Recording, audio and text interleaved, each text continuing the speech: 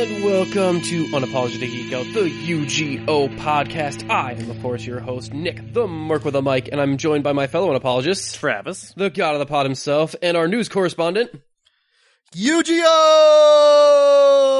It's Justin. That is Justin Z. Zarian. I don't know what your middle initial was. I took a shot at Z. J. Damn it. like 90% of all other white males. It's not that. Oh my god. No, and it's also super common. It's John. That's my middle name. So. Oh, a different biblical one. I was going to guess James. Oh boy. Not Jonah, not Jeremiah, Jacob, not James, other. Travis. Oh shit. I'm kind of running John, through my Jacob, dialogue of. Finkelheimer. I'm running through my Rolodex of white people, and Travis is very right about that. Kyle's as well. God, I don't Kyle know. is Kyle James. Should I be worried about that? Is that a weird, like, It's a conspiracy? biblical thing. Don't worry about it. It's just religion. Religion's always creepy. Cool. Okay, maybe that's what's giving me the tinglies Also, about that was it. my dad's name, so you watch where you talk about creepy. So It's don't everyone's name, my apparently. dad. He is. But yeah, who's talking about weird biblical references today? Why, it's us, the Unapologists. You know our podcast, I assume, unless this is your first one, which would be kind of weird. I mean, it could be. Which I'm sorry. Because it'll I be. apologize ahead of time. Actually, this could be someone's first one since we are at right now we are at Anime Detour. If you're listening to this as it comes out, so that could be very useful In the future. Oh man, that puts a lot of pressure. That means there's a lot of new. There could be a lot of new listeners. This is our first one. Oh, Nick, don't get your hopes up. Well, this is the utter optimist I am. And yeah, this is another free-form edition for one. Like us, that means no interview, no subject, just a bullshitting episode. Because I'm a little bit lazy, and we have two conventions in a row. No, this isn't about laziness. This is about practicality. So I'm in. Sometimes laziness is very practical. Just saying. So I'm in fuck it mode. But I'll tell you what, if you are at Anime Detour as this comes out, it is probably too late to catch our Friday panels, but I will list them anyway, just in case. Because we are running 5, that's right, I said 5 panels and my voice cracked, so you know I'm stressed about it. Oh, Lord. Hey, Nick! 5 panels! What the fuck was that? Like, that was weird. I'm gonna edit that out. No, wait, this is the fuck it episode. I'm not gonna do any editing at all. Fuck it. Damn it! All mistakes, all errors, all It's all in. bad thoughts. Leave it all all in. I would advise not using any racist or sexist or any kind of language, though. Damn it. So. There goes half of my stuff. We don't have to worry about sexism. We don't let women on this podcast. Ooh. That is a very much a Saturday Night Live joke from the 90s. And control save. But we have Friday night will be our Geek Trivia Contest, our very popular one. That's at 5 p.m. That's our first one up. Normally we usually save that for Saturday, so it's our big one, but no, it's going to be first out of the gate this time, so that's cool. Yeah, it's going to be great. Then it's Second Impression Script Reads at 11 p.m. That will be our Pokemon edition. Oh, that was going to be so much fun. Right? Travis is very excited. I saw him practicing some of his voices earlier, too. He's really into it. I have, like, no voices whatsoever. It was really impressive how you were trying to train your voice, like, with the Rocky montage going on and drinking egg yolks. By the way, that doesn't help your voice, like, but at all. But it was a good Movies attempt. lied to me once again. Good attempt. For those of you Well, unfamiliar... the joke's on you. So. For those of you unfamiliar, that is where we read the script to a particular show or movie. This time it'll be Pokemon, the first episode. And I, as my amateur impressionist standard, will be voicing them in different voices. So you ever want to hear Ash as Christopher Walken or Carl Weezer as Gary, Whatever the audience decides. or maybe Marlon... Pikachu, I choose you. There's the only one left. This fucking little rat creature is just...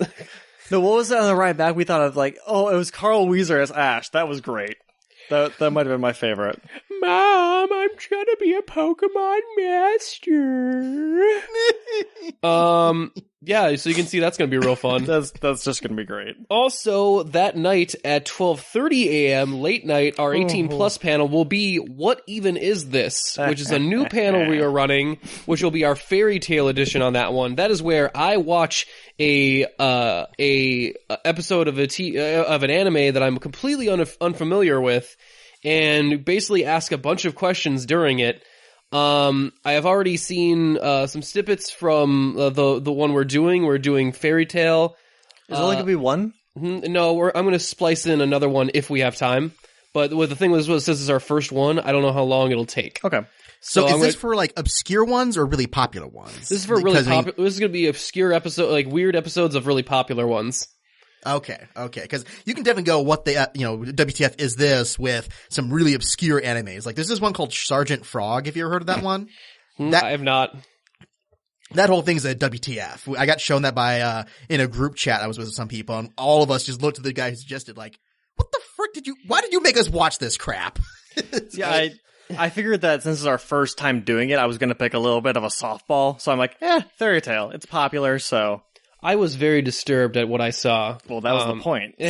So we're going to have fun with that one. Saturday at 10:30 p.m. will be Wrath of Cons, our live episode of the podcast. That'll be where we are sharing con stories with you, the audience, and you get to come up and share some as well. So that's going to be real fun. Sunday will be Anime Pitch. That is at noon. A little late for us, but still possible. Not a big deal. We can still do it. Real fun. That's where we get to pitch our ideas for animes playing the fun game Anime Pitch. The fun game that apparently might not be in sale anymore? Yeah, if you look online, you can't actually buy this card game anymore. It seems defunct, like the website, or at least the company. You can buy copies on Amazon stuff, but the company that sells the thing is actually out of commission. I think it's called Asmati Games. I think they, their website and everywhere I tried to contact them was defunct. So it was interesting to see that.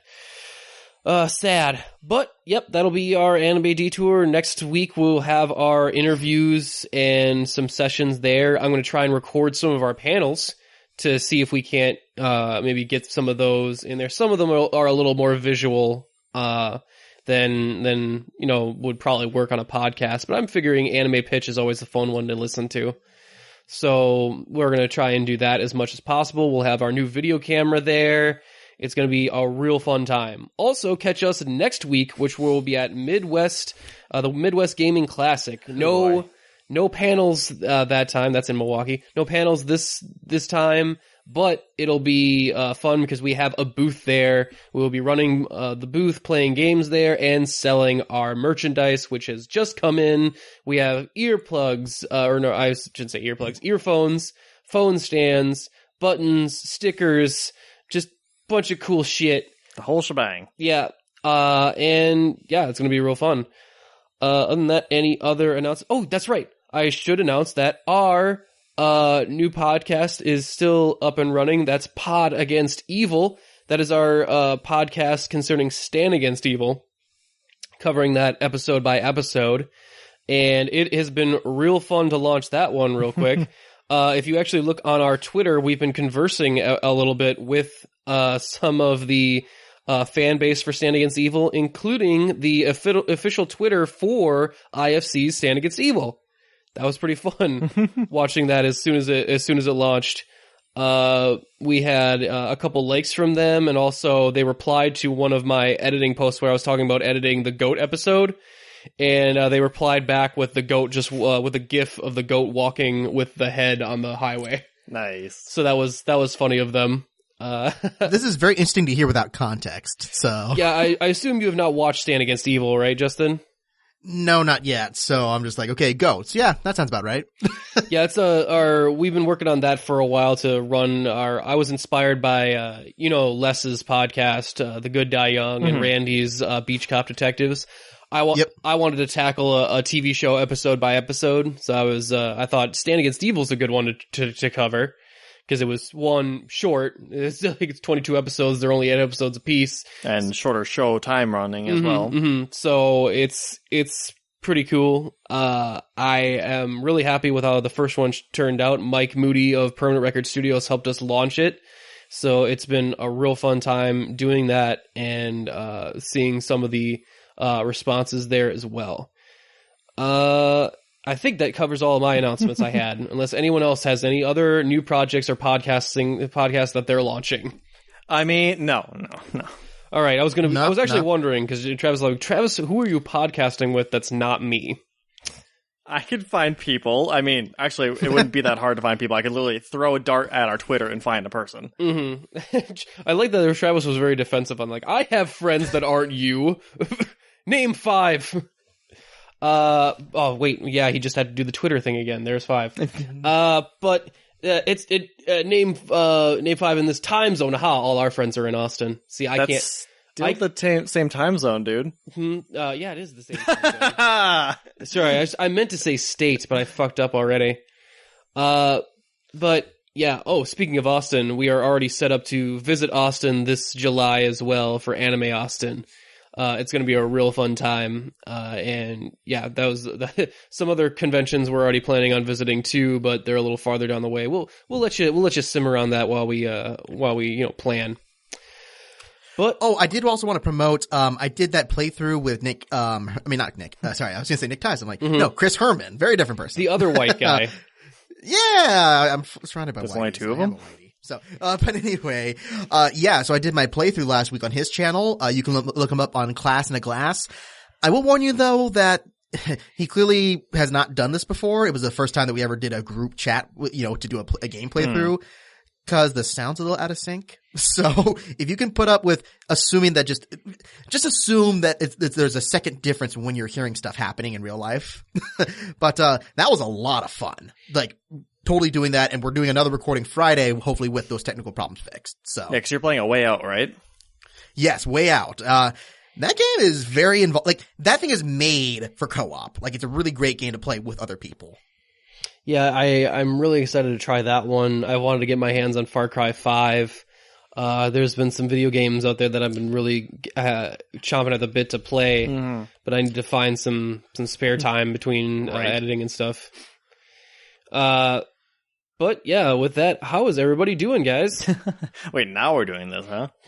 Well, I'll tell you what, since it is our freeform one, why don't we just cut straight to the news, and then we'll get to the what are we watching, how are we doing segment. How's about that? Sure. All right, so without further ado, let's go to This Just In with Justin. So my news load's a little light this week just cause, so for our usual news podcast, The Breakfast Pub, Chris decided to do a little bit longer than usual, for when we started to record. So we had a lot of stuff that we covered this last week, and then I just sent my first segment to him right now, and it's barely a page and a half. So okay. I'm looking through a couple of the stories that maybe I added after our previous recording, which there's a couple.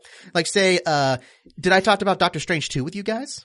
We have not talked about Doctor Strange 2, actually. Okay, so there's not a whole lot to say about it except Cargill, C. Robert Cargill, the former Spilio and now successful screenwriter, has been in Cargill fashion laying down some like teaser stuff for what they might write for Doctor Strange 2. And he's saying that Nightmare will definitely be the villain once they write the script. Nightmare, nice. Okay. I am a little bit familiar with Nightmare, but I'm not gonna lie, Doctor Strange is one of those comic book characters that I am very unfamiliar with. In his cavalcade of villains. It sounds about that same level that kind of Dormammu is, like a big, giant, catastrophic evil kind of thing. So I think that seems about right for someone like Doctor Strange to fight something bigger than life. Yeah. You can't have him just fight bank robbers, That'd be a bit awkward, actually. Though I'd love to see him mess around with bank robbers like Thor and Thor Ragnarok, just, constantly shifting the world around them like, what, huh? And now you're inside out. Oh, God. Yeah, it does seem like Spider-Man is the only one that actually fights like actual street crime, and even then they have like his powers are moderated. Like you can at least believe like, okay, yeah, dude with spider powers fighting street level criminals. That's fine. They always were vague on his powers too. Like it's like he's got the proportional strength of a spider. Like wait, how does not as vague as Captain America's. Like what does he do? He's just good at everything. He didn't miss leg day. He's always kicking people. I don't know. He's like super, he's like strong. I don't know. They always keep it real vague. Yeah. He can pull helicopters down and he can deflect Thor's hammer, but he can't stop a dude good at MMA from kicking him onto the ground. Well, he did. I mean, Batroc got a couple hits in before Cap fucked him up. Yeah, he fucked him up bad. Yeah. But any other nightmarish news we got going on here? Any other villains? We got some nightmare stuff coming on the way, but I think I might mention too, Pedro Pascal is joining Wonder Woman 2. Mm-hmm. Yeah, you did mention that, yep. Okay, so I'm trying to keep a measure, like, which stories have I not told you guys from the last week? I believe I remember joking that he was going to be his character from Narcos, and that Wonder Woman would be fighting right. Cartel. I feel like that would be a very bold direction, but you said it was taking place during the Cold War. Yep, that's right. I remember now. So here's something that I possibly might have talked about. So there's the 3rd season of True Detective coming out, right? Right.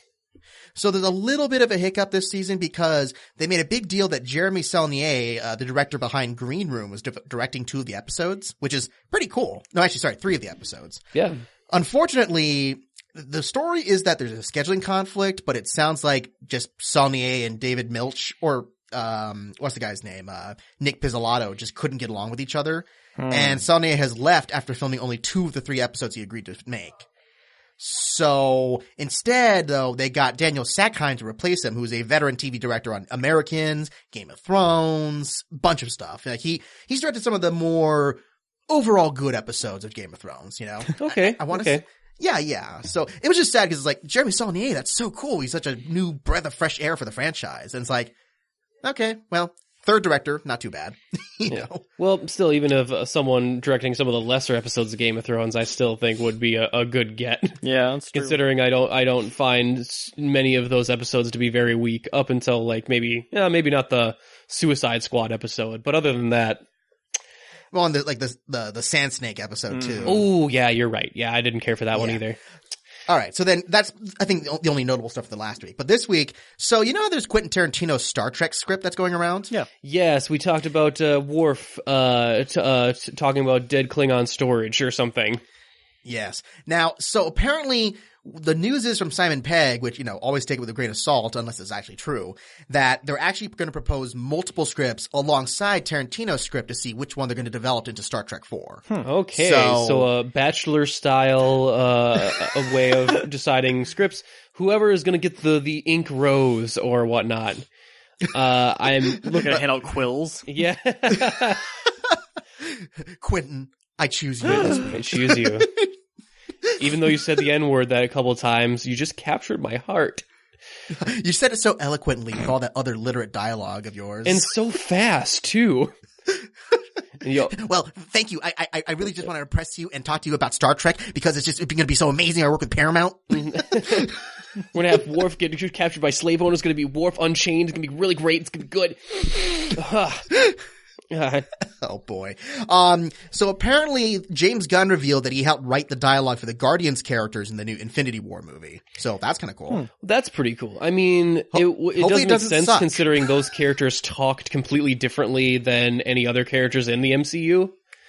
Yeah, as long as he's able to bounce off someone else writing the other stuff, where it's like, okay, the Guardians characters can have their dialogue, but let Mark Fergus and the other writers stick with the other characters, Yeah, because it does feel like the Guardians always feel like they're in a different movie universe, even though they're supposed to share the same one. Right, like even if they show the Infinity Stones, it's still like, yeah. Well, that was the weirdest thing in the Infinity War trailer, is that when I see the Guardians hanging with the rest of the crew, that's the weird part to me. I'm like, Juh! Like that's what weirds me out. Not Spider-Man hanging with Doctor Strange or any of the other characters mixed together. Those are the ones that I find anachronistic. I go like, whoa, it is weird to see Iron Man talking with Star-Lord. It freaks me out. I actually did see that was one of the funniest jokes in the trailer. Oh yeah, it's funny. I'd actually see one post on the internet that was just like, the Guardians could just be the Avengers D&D campaign. No, that's a pretty good way of putting it. Hulk play Gamora. She very pretty. Hulk use sword. Damn. Natural one. Flashpoint is going to be retitled for DCEU. Really? So I'm assuming they're doing some drastic changes to the rewrite. I mean, to the script and as such.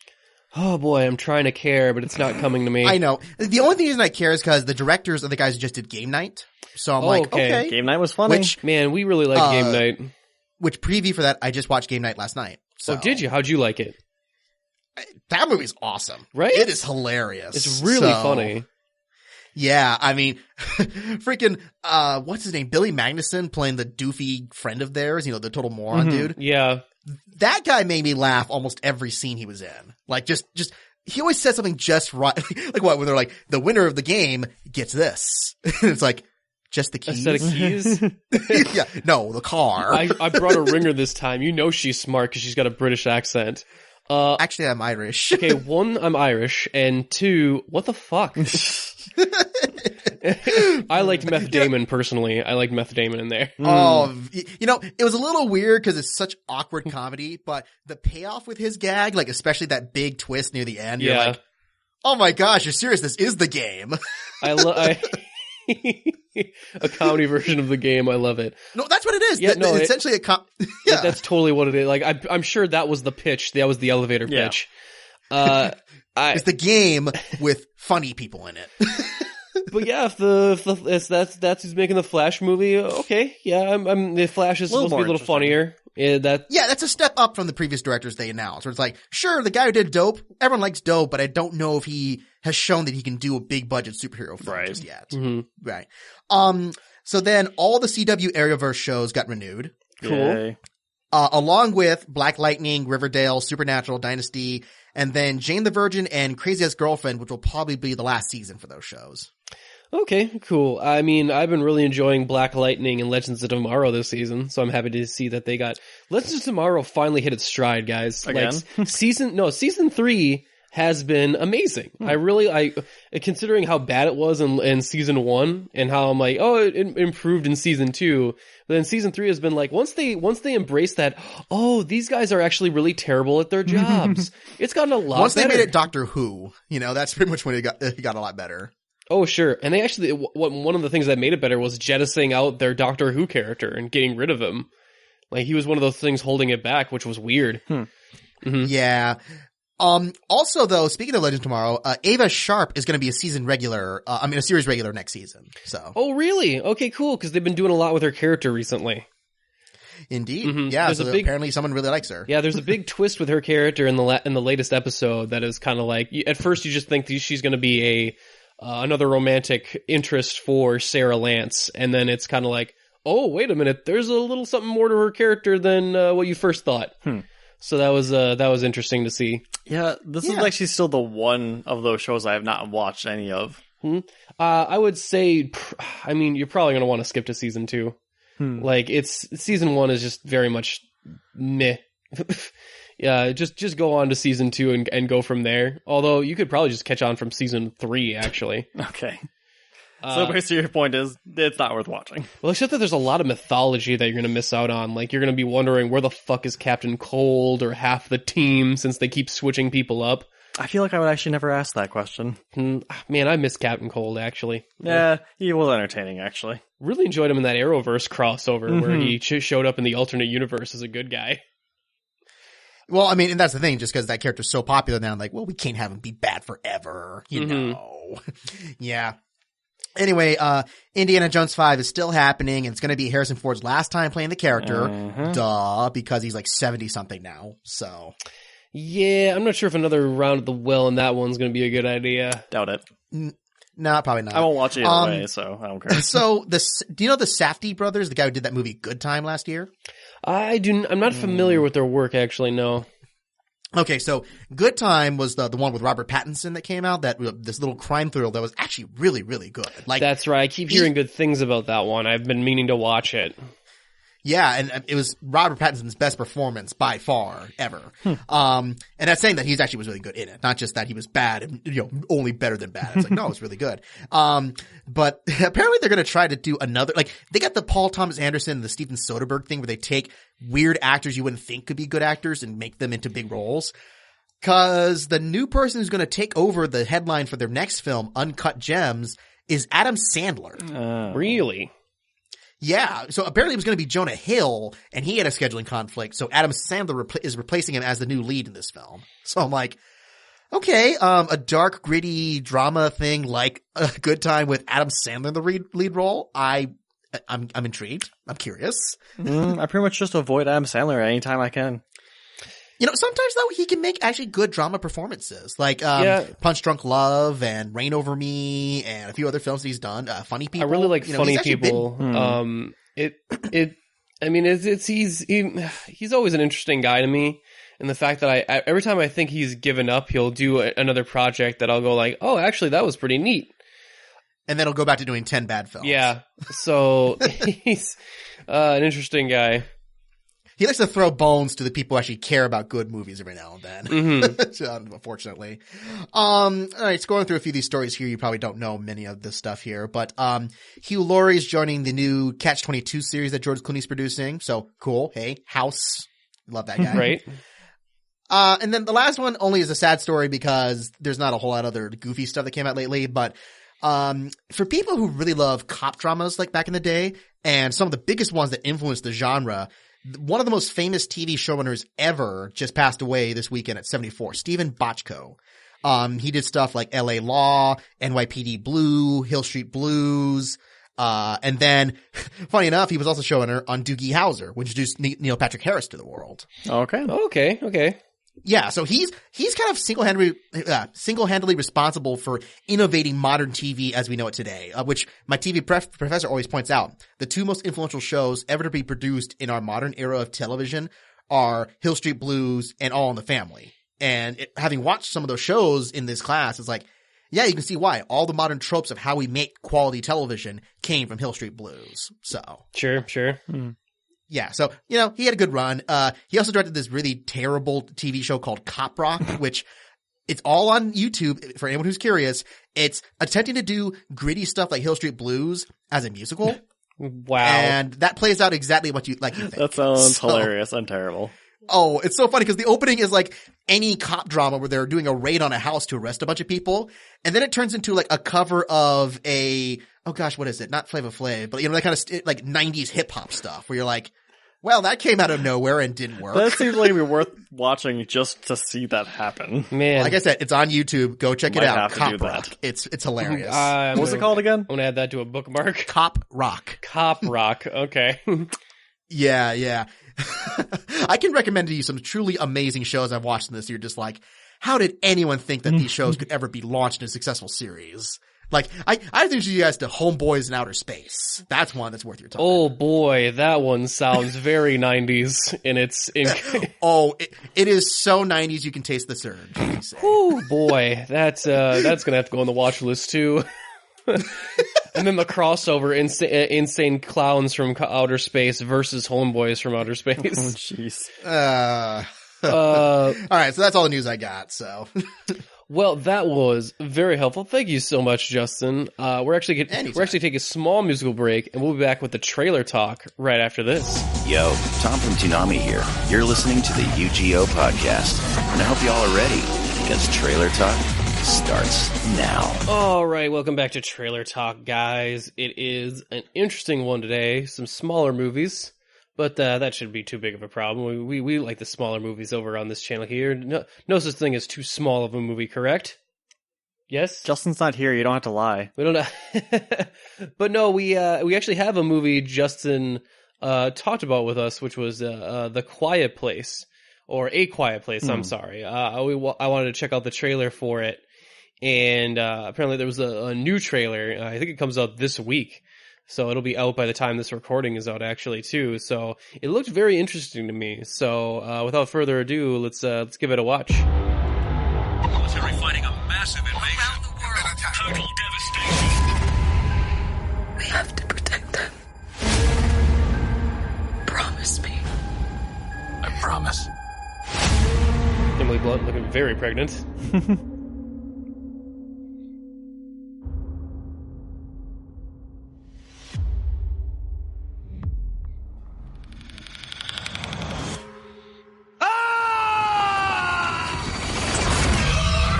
What a dick. Oh, yeah, what an asshole. Like,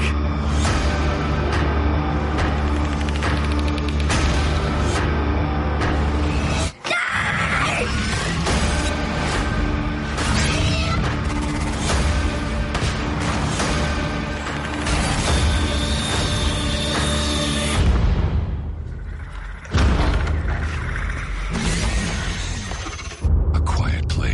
Rated PG-13. Holy shit. So that Definitely was... looks tense. Yeah, so for those of you listening, it was, the Yeah, I suppose they didn't hear jack shit. Yeah, they didn't hear Jack since this is such a quiet trailer. Well, the reason they cannot speak is because of this invasion that the newscast was mentioning before.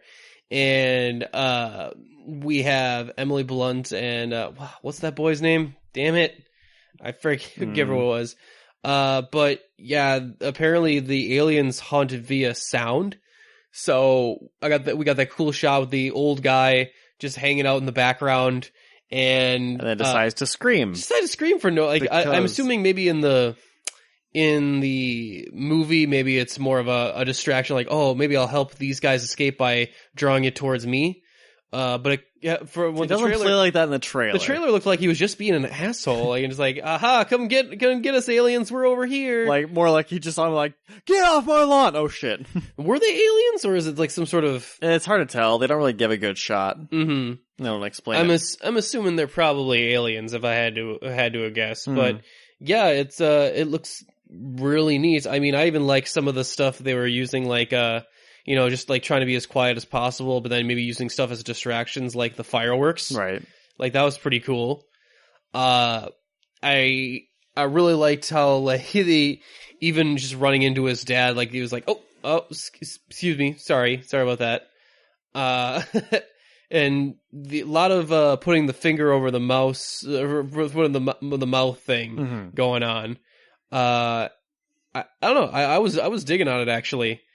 It definitely seems like it'd be an interesting movie, nonetheless. Like, no matter how good or bad it is, it's going to be unique. Right. Yeah, I was very much digging it. Let's see if I can't find the actual thing here. Damn it. Look, like a synopsis or what? Yeah, I was trying to find out the exact synopsis of it, but it doesn't look... Aha, got it. I just wanted to see if they were in fact indeed aliens or not, but maybe the IMDb is failing on me right now. It could just be that it's supposed to be a secret. Mm-hmm. Just as creatures that hunt by sound. Yeah, and it's John Krasinski as the main actor here, also the director. Mm-hmm. So yeah, very interesting. My interest is piqued. I kind of want to check it out. I mean, we'll be busy with the con and everything, but this weekend, maybe at some point we can we'll catch it. But we should move on to our next one. All right, what we got here? We have a red band. Mm-hmm. It's the trailer for a movie called Upgrade, which looked pretty cool. It's about a near future in which a guy gets fucked up, gets to a point where he's actually quadriplegic, but he gets this chip inserted into his neck that helps him actually start to walk again and get revenge for his family's murder. Typical revenge story with a little bit of a sci-fi twist. All right. Sounded interesting to me. Let's see if we can give the trailer a watch here. As a quadriplegic, it must be frustrating for you, someone who likes to get things done with their hands. Like sex. 4 guys murdered my wife. If I could find these men, I'd do it. What if I told you I could offer you something that would enable you to walk again? I call it STEM, a computer chip that has the potential to change everything. It's a new, better brain. I am STEM, the system operating your body for you. Oh, so it's not really he can walk, it's that that's a robot walking. May I point something out? Kind of. In the drone surveillance footage. Zert Brantner, Marine Corps, address 414 Citrus, Newground. You'll need a plan. I got this. This doesn't seem like a well-thought-out plan. Always so critical. Permission to operate independently. Permission granted! Thank you. Great, he just gave the robot permission to do shit. Woo! That's some pretty cool shots. What the fuck? Stay down, man. Bam, he's got a knife! I see that. We have a knife too. No, God. You now have full control again, Gray.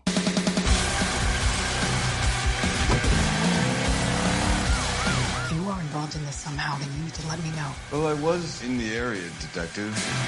There's a gun implanted inside his hand.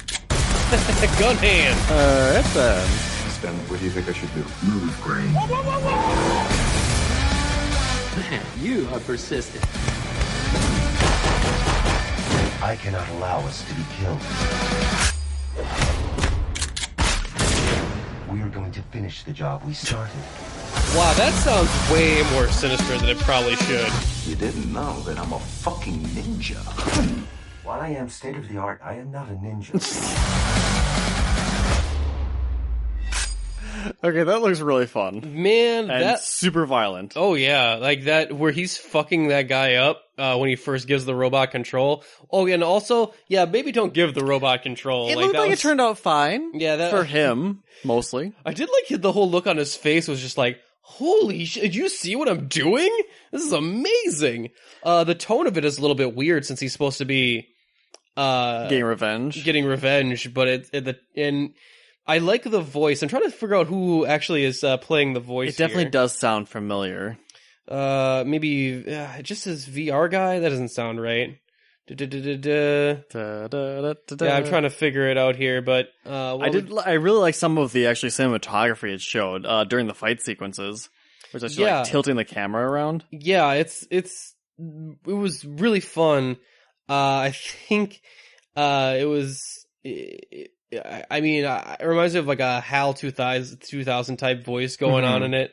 That ending thing there where it was talking about what do you call it? I will not allow us to die. We will finish what we started. And it's just like that sounds really bad. Like it sounds like at a certain point he just loses complete control over the chip and it's a control over him. But yeah, overall very, very interesting premise and the shots were cool. I was trying to figure out it said. It was the same people who brought us stuff like Happy Death Day, yep. which we really liked. Also and, Insidious. Get Out and The Purge, although I think it was just the producers stuff on that one. Yeah, from Blumhouse basically. Right, just them in general. And yeah, they're been known to deliver some pretty good product on the with a medium budget. So Mark would be very curious on this one. I mean, it'll probably bring out another reason to bring about the apocalypse, though. Is like, yeah, we're going to have robots and they'll help people walk. And so I'm like, okay, cool. I'm all for helping people walk and everything, but god damn it. If we're not just, direct control. If we're ever ever on the upward slope to Skynet. But yeah, it did seem very interesting. I don't know. You got anything last minute to add? No, it actually does seem like. The weird thing is that even though it is one of those redemption, like revenge films, I'm like, no, this looks fun. It does. It does look super fun. Let's see. It says in theaters June of 2018. So yeah, definitely. I'm definitely gonna check it out. I think. With that, that's all the trailers I had for today. Unfortunately, I know pretty light trailer week, but yeah, we will get cut to a small musical break, and we'll be back with our regular scheduled programming right after this. Punk with a badge, carved up a man, worked all his life for his 89 grand. Look real pretty with a gun in his hand. You take it away, he's a chump. That's right, chump. Better do what they say. Bust your ass all night, bust your ass all day. You get shot through the head, they gonna haul you away. Put you in a garbage can. All right, welcome back to the UGO podcast, guys. If freeform edition, so this one's pretty lackadaisical. We're just going to go over some of the stuff we have been watching, consuming, playing, whatever the hell we're doing with it. What have we been doing, guys? Well, I got one at the start of the bat. Lately, I've been really into Dragon Ball FighterZ. Have you been playing that game? I heard that was pretty good. Haven't got a chance to play it yet. Yeah. No, it's actually, it's funny because it's arguably the best Dragon Ball Z game or Dragon Ball game ever made, which is not to say that it's flawless, because one thing that's always true about Dragon Ball Z games is that the story and the story modes and stuff are complete nonsense. That's true about Dragon Ball, period. Well, there's a female villain in this one that's like Majin Buu, but an android? Yeah, so yeah, she's essentially someone's wet dream where they're like, you know, what if Majin Buu was a hot chick? So their name Majin Buu. Gross. So they call her Android 21, and she's the newest big bad, where it's like, yeah, she's this crazy android with Majin powers who can turn people into sweets, and she's threatening to kill and enslave the world, but she's also creating a clone army of all the Dragon Ball Z fighters. Like you do. Which, yeah, it's essentially just an excuse to keep fighting the same roster of characters over and over again, which is part of the fault of that campaign series, is that it's mostly just bot matches against the same bad guys for hours on end until you get to the main boss. Mm-hmm. And it's the thing that makes it better though is that clearly they got the writers from Dragon Ball to write dialogue for the characters, because like, yeah, it's all the same voice actors, all the same style of dialogue, and it's actually written in character. Like nobody sounds out of place, and it sounds like organic conversations that still canon in the continuity. So cool. It adds a lot of authenticity. But one of the biggest things is that one, it is a beautiful looking game. Like somehow, Arc Systems have this engine to recreate anime in a 3D environment that still retains the 2D vibe. Because they're the ones that did Blaze Blue, I believe. I believe so, which I've not played yet. That's a pretty fun one too. Yeah, and it's a seamless transition where you're just like, wow, these characters look better than they ever have in any video game. It's kind of uncanny, actually. And then also, it flows really well in combat. I will say, part of the problem with playing it by yourself is that the arcade mode is ridiculously balls hard at times, and it's not scaled very well to people who are not, big fighters, big video game kind of stuff. Mm-hmm. So if you go in blind and you've never played a fighting game before, you're going to get your butt handed to you repeatedly by the game. Like, it's not enough to get good online. The game itself is punishing you throughout it. And the thing is, it's even hard on normal. So you got to train really hard. Okay, fun. So, yeah, but the fighting mechanics are all smooth. It's much simpler to work with than games like Mortal Kombat, where it's not so combo heavy. Because as long as you know the basics, like, down left A, down left B, right trigger, right thumb, whatever console layout that you have, it's pretty easy to pick up and master. So it's more speed and response time than technical combinations. And it's a lot of fun. You want to play with all your favorites. You got freaking all the main characters. You got Ginyu. You got Beerus. You got Majin Buu. You got a whole bunch of people from Super and Dragon Ball Z that you can play. And it's very entertaining. And they just released their first DLC characters with Bardock and Broly. So cool. Which is fun. And it's sometimes just fun to see where they obviously fan service is a big name in the game for Dragon Ball these days. And there's this thing where they do dramatic styles for like intros or outros to fights.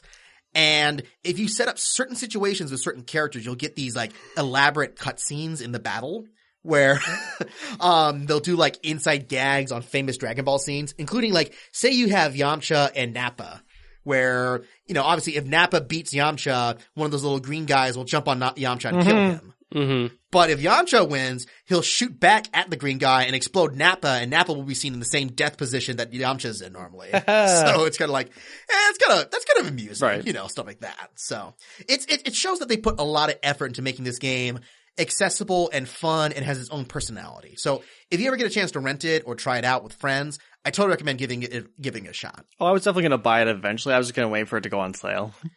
Or wait for all the DLC to come out, because I'm sick of that bullshit in fighting games. Yeah, no, wait for the season pass to come out in full, and maybe wait till it's like 30, 40 if you really want to justify it. So, speaking of which, I actually did watch the last episode of Dragon Ball Z Super. Oh, yeah? Yeah, I saw that too, actually. I haven't watched any of the rest of the series at all, but I watched the last episode. I did not know this, but I think they're trying to Piccolo Frieza. Like, they're trying to make Frieza into a pseudo part of the team now. That's weird. So, okay, there's a complicated story behind that. Yeah, I got that from watching the last episode. I'm like, okay, there's a lot of story I probably missed during this. Although it doesn't seem like Frieza, they even had the deal like, oh yeah, and we'll bring you back to life if you help us out during this tournament. And I'm like, wow, that seems like a horrible idea that can only backfire. Well, no, because the extreme thing is that the tournament is a thing where literally if your team loses, the entire universe that you're living in gets erased. Yeah. So dead, good, bad, alive, whatever, they're kind of at a point where they're like, well, we kind of are out of options and we need the most powerful beings in the universe to help us fight against the other most powerful beings from different universes. Mm-hmm. And that's literally the only reason why they went to Frieza as a last resort, because Majin Buu is pretty much useless in this series because he just falls asleep all the freaking time. Apparently, yeah, so- Majin Buu gets to be the butt of a lot of jokes since Akira Toriyama doesn't seem to care for him very much. Okay. Well, it's the same reason that Cell's no longer part of the story, because Akira Toriyama hates drawing Cell, because he's so complicated with all the spots and everything else. Mm-hmm. But, yeah, so the finale was an interesting episode, because knowing other people who are even bigger hardcore Dragon Ball fans than me, they got really into the stuff where it's like, okay, so if all the fighters who could fight in this series who make it to the final round, Goku, Frieza, and Android 17. Yeah, where the hell did Android 17 get in the mix? Well, so they brought him back sometime in the middle of the series because they were recruiting fighters.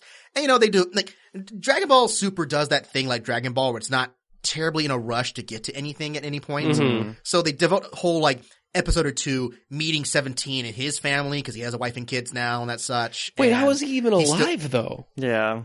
It was kind of off screen. They wished him back during Dragon Ball Z. Did they? So okay, yeah, no, they did. Remember when they removed the bombs from the people and brought back all the people Cell killed? Oh. 17 came back because of that. Man, I guess that was such a minor part. I don't remember that at all. No, it is a very blink and you miss it. Like, oh yeah, technically that does bring back 17, but they just never address it directly until Super. But I thought they killed him again in the crappy GX one. Oh, well, GT's no longer canon. GT is officially not canon. Okay, yeah, that explains. Because that my stuff was missing not memory. written or commissioned by Toriyama, so it's not canon anymore. It's just a bunch of Americans trying to copy his style. Fair enough. So. Yeah, and I'm surprised they didn't use Android 18, but that would mean a woman was a useful fighter, so we can't have that.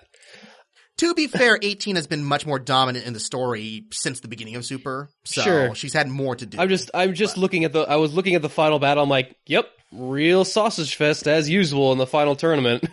Yeah, but I mean, again, I don't know. I mean, they did show a big major fight between several female characters earlier on where Goku fights two Saiyan women from an alternate universe, which was kind of awesome, actually. No, that was really cool. And plus, Dragon Ball Z's always been that testosterone alpha male type show anyway. So it's not... Well, and also the Japanese are humongously on Goku's side. So no matter what, Goku has to be the main character who wins everything. Oh, sure. I was just saying that a couple more female characters couldn't have hurt. As I was just looking at the whole roster of the best fighters in the universe, and there's maybe 2-3 chicks in there out of the 30 guys I saw in the benches and all that. Well, consider too that the history of Dragon Ball, they've introduced way more male characters over the whole 20, 30 years the show's been in existence. Mm-hmm. So, which they can't. It's harder to introduce a bunch of women all at once, or just and now here's all the chicks. Well, I mean, not even in any of the alternate universes they have some cool characters. I don't know. It was just well, and it's also Toriyama. It was just one of those things that struck me. I was just there's never been a whole big female representation over here, and anyone. Dragon Ball's actually very conservative too in the way that portrays familial roles and that stuff. Oh, sure. They'll sometimes show butt kicking women. I mean, a woman will be cool for a while until they have to settle down and get married and have kids. Right. Though to be fair, Krillin's also settled down too, because he's back to fighting, but he's not. He's been way outclassed years ago by everybody else. So Krillin was outclassed in Dragon Ball. So yeah, well, I mean, it happened with Chi-Chi, Android 18, Bulma, even though she was never much of a fighter. No. But that's all the females. They always end up taking a backseat. So, but then again, Just as saying, so do most of the male characters too after they get out power level. Remember when Tien was useful? No. Mm-hmm. Dude, Vegeta finally got to a Super Saiyan level to make him kind of useful again. That was neat to see. Yeah. Pretty much if you're and even Rasoroshi had a great final episode too, where he got to show off to be a tough guy in a fight. Mm-hmm. Yeah, for the most part, if you're not Goku, you're not important. Yeah, or Gohan. But anyways, the final episode, it was good. It's about as solid and safe an ending as you can expect from a series like this. Yeah. Like, what do you think? What do you think? Apparently, they're going to continue it on, which. Yeah, no, they've already announced the movie for December. So, which I'm always like, okay, well, maybe they can go to smaller stakes now because I don't know, like this was actually a cool idea for me, like to have this big tournament for existence for your universe. Like that's the only way to make the Dragon Ball Z story bigger.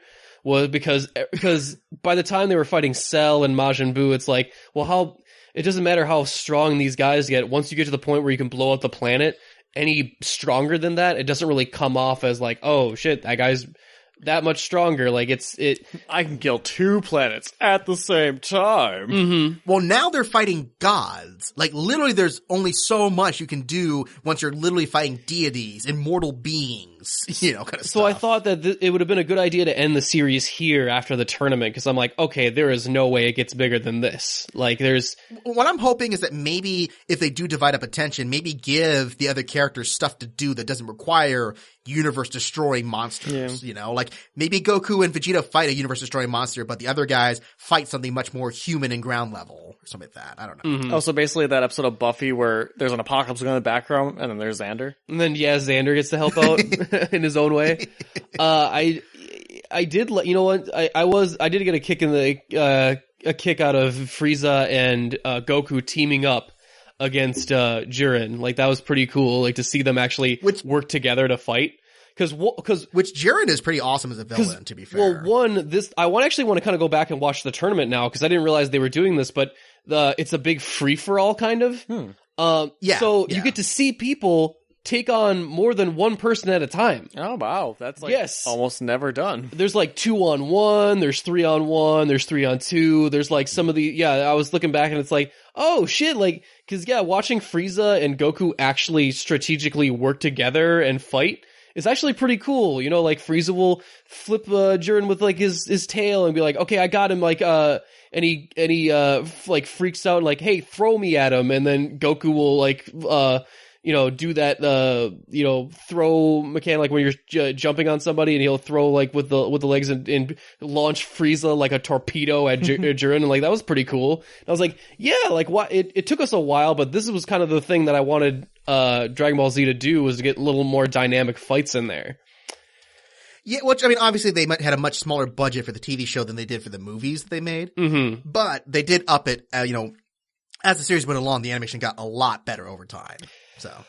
But yeah, what else have we been watching? I mean, me and Travis got back into Brooklyn Nine-Nine. We did. Brooklyn Nine-Nine came back, and man, that show has been amazing the entire way through. That show could just go on forever. I'd be okay with it. I mean, even as Archer has gone on, I've been kind of like, okay, I think there's enough of Archer back. I think even 2 seasons ago, I was kind of like, I think there's enough Archer now, because I mean, even a comedy, it's like I feel like there's only so much a comedy can do before it's just like, well, I've seen this joke before. Only certain ones have averted that for me, kind of like, Futurama, mm-hmm. and Brooklyn Nine-Nine has been spectacular the whole way through. We saw the episode coming back where Catherine Holt's husband has to hide and witness protection for how long. He has to talk to Jake about what he calls popular culture. And it's like, do you know how to clap back, Raymond? Because I do. And I've been thinking about that all day, and it just keeps making me laugh. This guy clapping at Captain Holt. And yeah, it's been real fun. There's been one thing that's been kind of weird to me, is that are we ever gonna see Rose's girlfriend? Do you think? Because she was revealed as being bisexual in an earlier episode earlier in the season, and it was actually a really good episode with her father, played by Danny Trejo. Which is funny because you missed it the first time watching. Yep, I did miss it the first time watching. Somehow. I was like, I do not remember this at all, which was interesting because like apparently they so rarely reference it. And her mom and her dad are actually like they are very conservative, and they're not really with it at first, but then Danny Trejo comes back in the episode and is like, I'm here for you. And then it's like, well, what about mom? Mom's not there yet. Mm-hmm. And it was a really realistic portrayal that I was like, wow, this was really cool for Brooklyn Nine-Nine to do. Like this was a cool way to have representation in a comedy. And then I thought like we would get to see Rose's girlfriend in a couple episodes after that. In any other show, I'd just say flat out, no, you won't ever see her. But considering our current episode was watching, Captain Holt's husband, that is a thing that exists, Mm-hmm. So, considering bringing a gay character, like an episode to a minor gay character, means that, yeah, she'll show up eventually. I would assume, because we see everyone else's romantic interests at least a couple times. Mm-hmm. Like, we even see Gina's a couple times, and Boyle. If we get to see Boyle's romantic interests, I don't see why we can't see hers. True, but to be fair, she's also the most secretive of the whole entire cast. Fair. Like, she's actually would be actively trying to hide her, not even out of shame, just be like, I didn't want you to know about my shit, go away. Mm-hmm. How about you, Justin? Have you kept up with Brooklyn Nine-Nine at all? I have not, unfortunately, so I am lost in this conversation. Oh, okay. But I mean, I get the gist of it, but yeah, it's real fun if you got time in Hulu. It's a fun watch. Time in Hulu. That's an important combination. It really is. I did actually watch one other movie the other day along with Game Night. Mm-hmm. Now that one, this one's a doozy because this is The Death of Stalin. Ooh. Okay, I missed that one. Yeah, so this is the new film, for people who don't know, from Armando Iannucci, the guy who did Veep, In the Loop, The Thick of It. He's very big into political satire. Mm-hmm. The funny thing about this is that on the one hand, it's very much like Veep and those shows with like, it's essentially the story of a bunch of a-holes who are power hungry trying to get power over each other, Game of Thrones style almost. But this one is based on actual history. Makes it so much funnier. It's even... in some ways, yes. And in some ways, it is maybe the darkest comedy I've seen in a long time. Oh, I believe it. Because it's like, on the one hand, it's very, very funny, but then you think about all the stuff that's being implied where you're like, so no, they're actually talking about, straight up executions and felonies and terrible, horrible, nasty, corrupt stuff that went on in the Soviet Union. And you're like, yep, other than a few details, almost all of this was pretty accurate. Yikes. So, yeah. Give it like 20 years and we'll get one about Trump, Kim Jong-un, and Putin anyway, so whatever. I'd like to think that Trump is not ordering mass executions the way that not Stalin his first did. year. Come on, give him some slack. You have to work up to it. Apparently, because, it wasn't just Stalin, which Stalin is a pretty horrible, horrible person in this movie too. But the guy who scares me the most is his assistant, Beria. If you know in history, I think it's Lavrenti Beria was the guy's name. He was a psychopath. Like, a dude who was a mass murderer, a sexual predator, a pedophile. He's portrayed as being as scummy as that in this film by the actor, which, all credit to the performer, Simon, something. I forget his name now. The very good British actor. But man, every time he's on screen, as good an actor as he is, you're just like, this dude is a humongous pile of turd. Like, everything he does is selfish, antagonistic, just despicable and reprehensible beyond belief. And yet it's like, so we're supposed to laugh at these people? Why you have to say such hurtful things, Justin? This which bad. Also, you make me feel it's a fun bad fact on that inside. they don't make anyone do their Russian accents, so they're all speaking British. Okay. It's a little bit nicer to the audience who's like, really, do you want to hear Jeffrey Tambor try to do a Russian accent? I don't think that'll go over very well. What are you talking about? It's natural to me. Look, this sound like how it sounds how native Russian I am. This is bullshit. Yeah, no, but, so it's Jeffrey Tambor, Steve Buscemi, let's see, Paddy Considine, a bunch of big British actors that I'm not familiar with. Oh, Michael Palin is in this from Monty Python. It's a big cast of big actors, and essentially, it plays out almost like a stage play, like a stage play that's occasionally cut with more film sequences. And it's just watching, again, it's Veep if it was full of actual murderers in the middle of it. People who weren't just willing to do power-hungry stuff and be dicks about it, but could also back it up with guns and soldiers along with it. It's an improvement. I mean, it really does sell your point when you can do that. Well, I'm actually very curious. So you say it's worth a watch, huh? It is. The thing is, like, I can't say I enjoyed it in the way that I walked out going like Game Night, where I'm like, man, that was funny and I can't wait to buy that on DVD. But it was a much better movie than Game Night if I'm just thinking technically and how it's written, because it is razor sharp dialogue and characterization throughout the whole thing. And even when Steve Buscemi playing Khrushchev is your nicest character until he's not, then you know, that's saying something that you've managed to create very well fleshed out, horrible human beings. It's awesome. It's so involving. So yeah, no, I would definitely give it a shot. Maybe wait till it's on Blu-ray to rent it. I'm not sure it's one that you have to rush out to the theaters. But if you're looking for a good pitch black political satire, and also to remind you that, remember the Soviet Union was kind of full of corrupt a-holes, before it went away. I mean, before it was just straight up Russia, like it was. They had a couple years there, but the whole Russian history has not been a bed of sunshine and roses overall. Well, they can't grow those. And this one this just shows one of the worst periods of that time. And even when some characters get their comeuppance, you just feel like, the point of the movie being, yeah, some people got shifted around, some people went into power, whether they deserved it or not, and then the cycle continues and the movie's over. Kind of thing. Yeah, and almost, someone made a good point, I believe it was oneofus.net when they reviewed it, that in a way it's just the search and wanting to hold power, That's really what drives these people. It's not even so much actually being leaders and actually helping the people, it's just power is alluring, and as long as they can hold on to power, they will do literally whatever it takes to get it, to keep it, to stop other people from getting it. It is Game of Thrones, really is. The zombies and dragons. Sounds pretty good. Did you have a chance to catch Ready Player One over the weekend at all?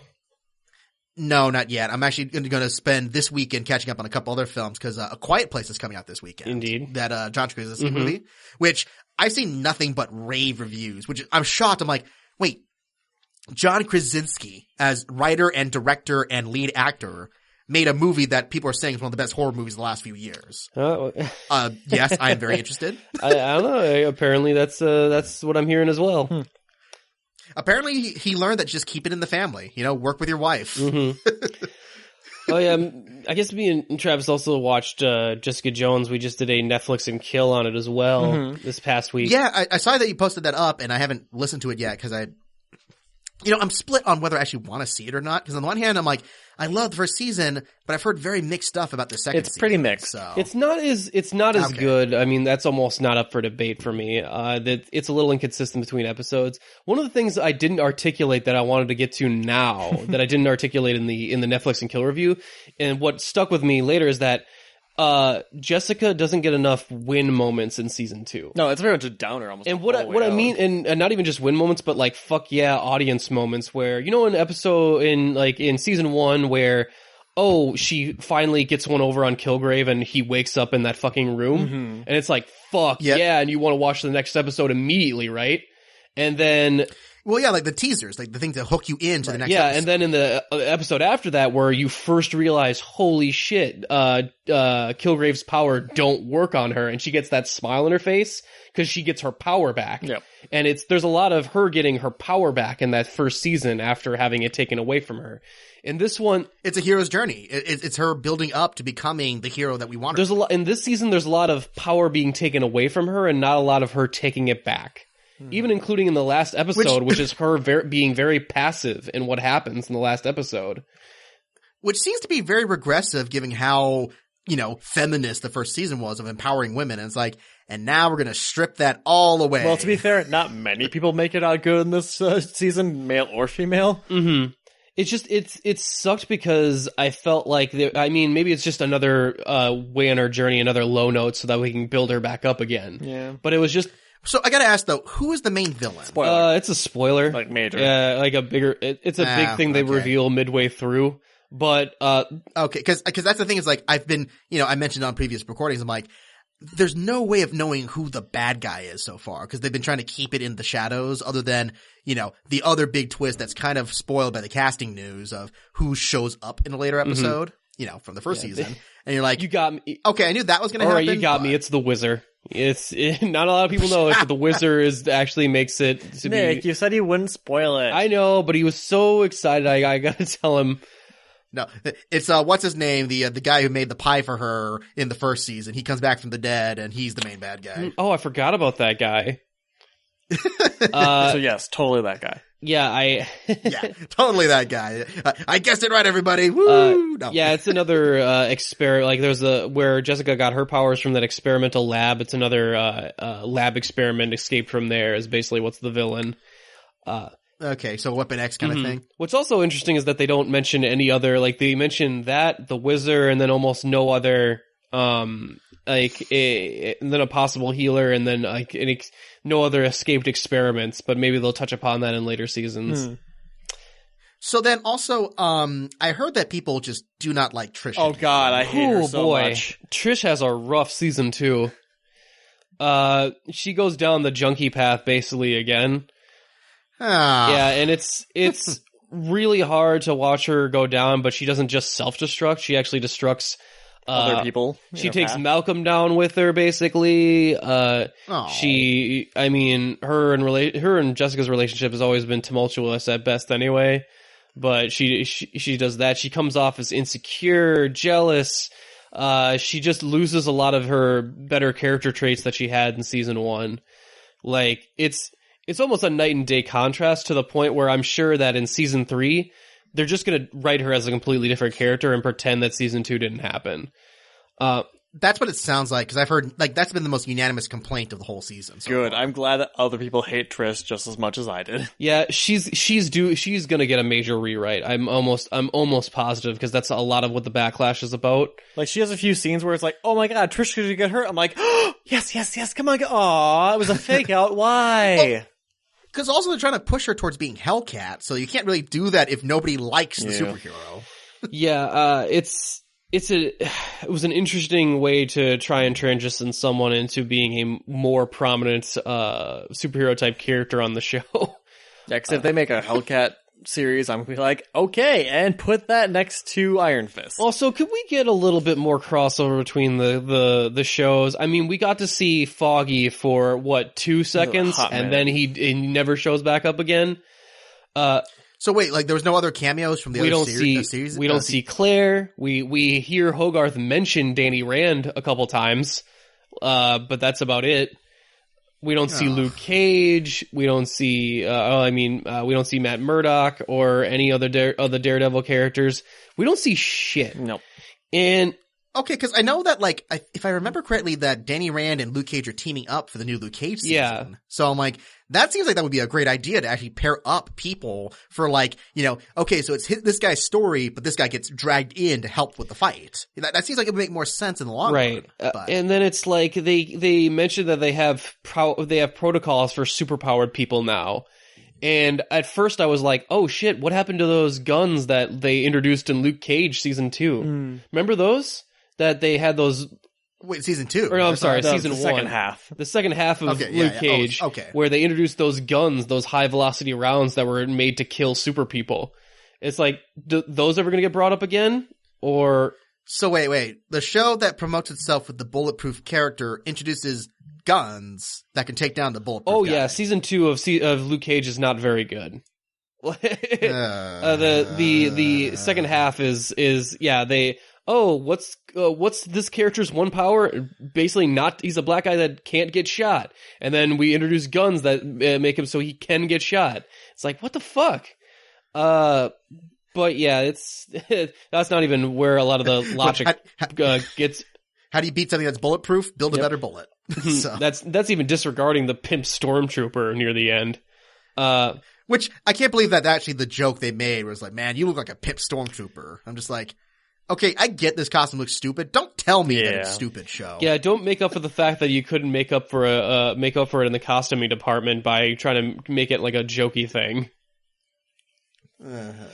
But yeah, what anything else we were watching recently? Well, me personally, I'm still plowing through Critical Role. Cool. I'm caught up with the second campaign. I've actually been slowly watching through the first campaign, which is like 10 seasons long of like 20 episodes, each like 3 hours long. So I'm going to be doing this for a while.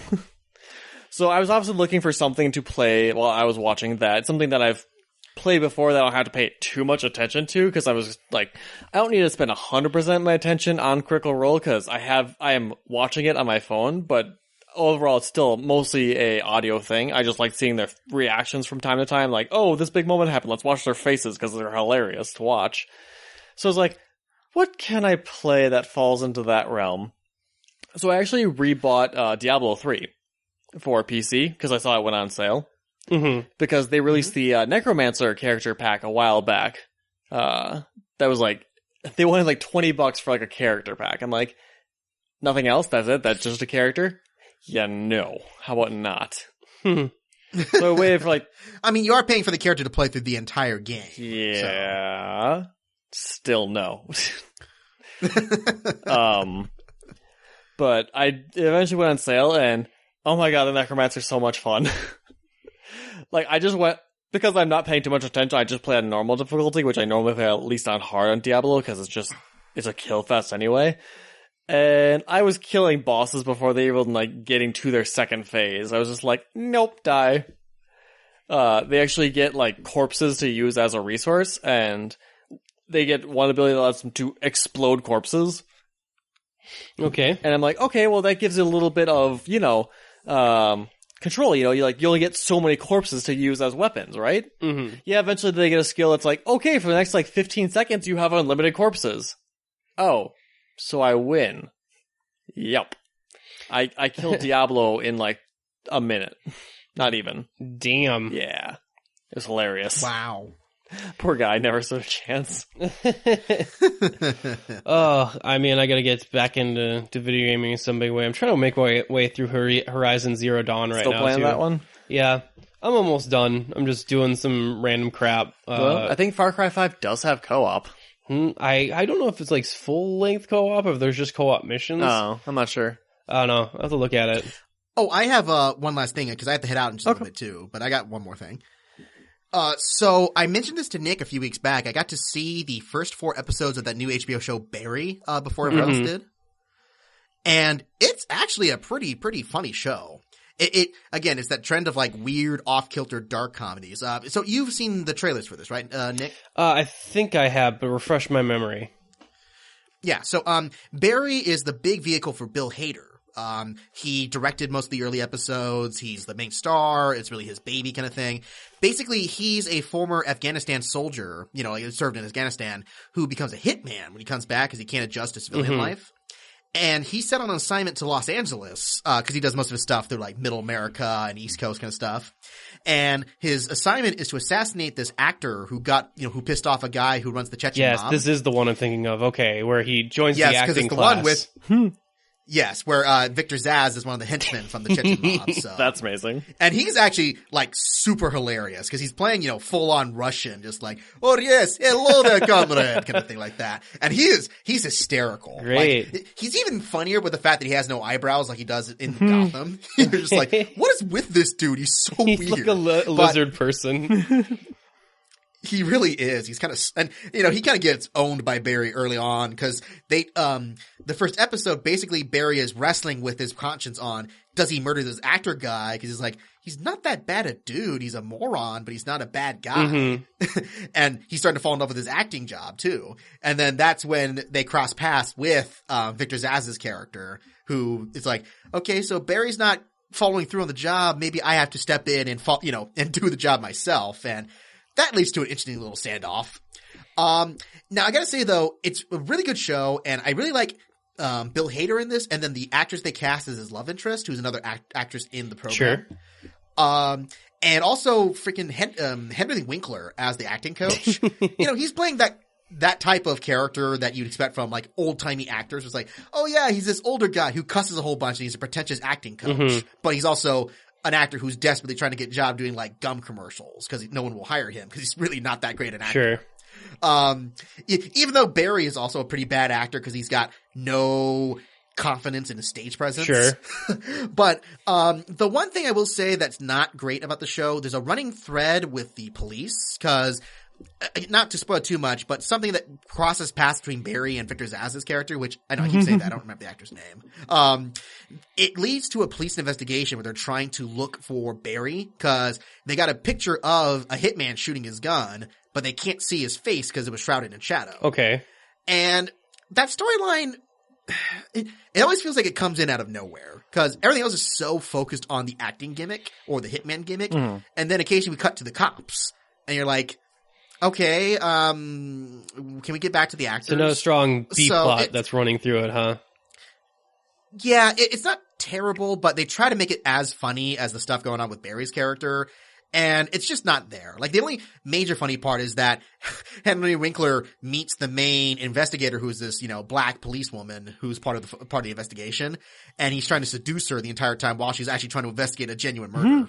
So, and you're like, okay, it's kind of amusing when she gets involved in other people's storylines, but when she's on her own with her weird cohorts and her companions and that stuff, it's just like, yeah, this part's not terribly strong. But otherwise, it's a 22-minute show each episode and is actually pretty dang involving at points. Like, it'll make you laugh a whole bunch, and then it'll gut punch you with some emotional moments. You're like, well, dang, I didn't expect that.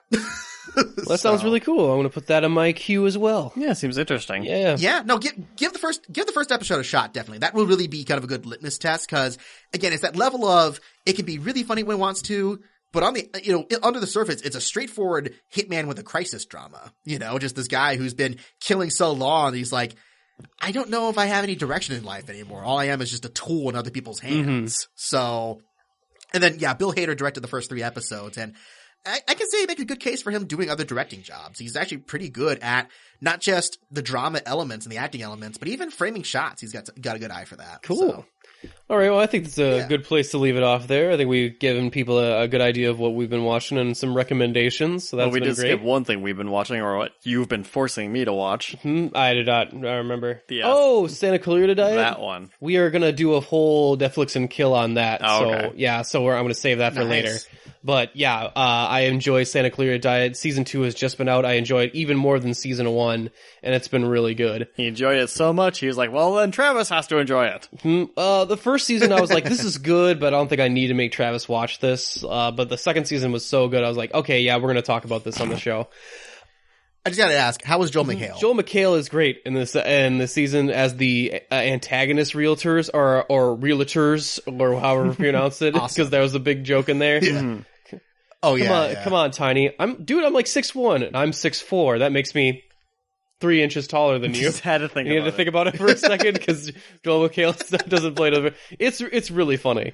Okay, that's awesome. But yeah, thank you guys so much for listening. Again, if you are at Anime Detour while you're listening to this, come say hi to us. We will be in our UGO shirts, or I'll be one of the guys running around with the microphone yelling at people.